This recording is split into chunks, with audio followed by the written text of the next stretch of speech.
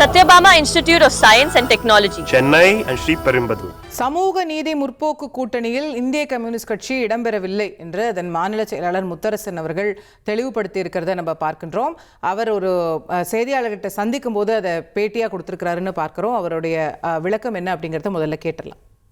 சட்டமன்ற தேர்தலில் தமிழ்நாட்டு மக்கள் அளித்த தீர்ப்புல எந்த ஒரு கட்சிக்கும் அறுதி பெரும்பான்மையோடு தீர்ப்பு அளிக்கல. தமாக என்கிற கட்சி 108 தொகுதிகளில் 107 வேட்பாளர்கள் வெற்றி பெற்றிருக்கிறாங்க. ஏன்னா 108 வெற்றி பெற்றவர்கள் 107. அப்போ ஆளுநரை சந்தித்து அவங்க ஆட்சி அமைக்கிறதுக்கு உரிமை கோரினாங்க. ஆளுநர் ஆட்சி அமைக்க அனுமதிச்சு சட்டசபையில் பெரும்பான்மை நிறுவின்னு சொல்லியிருக்கணும். அவர் அந்த மாதிரி சொல்லலை.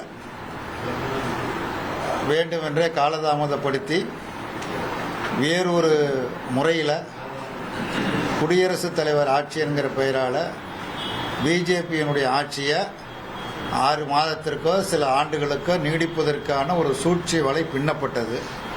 அதை தடுத்து நிறுத்த வேண்டும் என்கிற முறையில் இந்திய கம்யூனிஸ்ட் கட்சி வெளியில் இருந்து தனது ஆதரவை தெரிவித்துக் கொண்டு இருக்கிறது. அவ்வளோதான். மற்றபடி நீங்கள் சொல்கிற கூட்டணி தாவாக்காவோட எங்களுக்கு கூட்டணி கிடையாது. வெளியிலிருந்து ஆதரித்திருக்கிறோம். பிஜேபி ஆட்சி வந்துவிடக்கூடாது என்கிற காரணத்திற்காக, அவ்வளவுதான். இந்த பேருக்கும் கூட்டணிக்கும் எங்களுக்கு எந்த சம்பந்தமும் கிடையாது.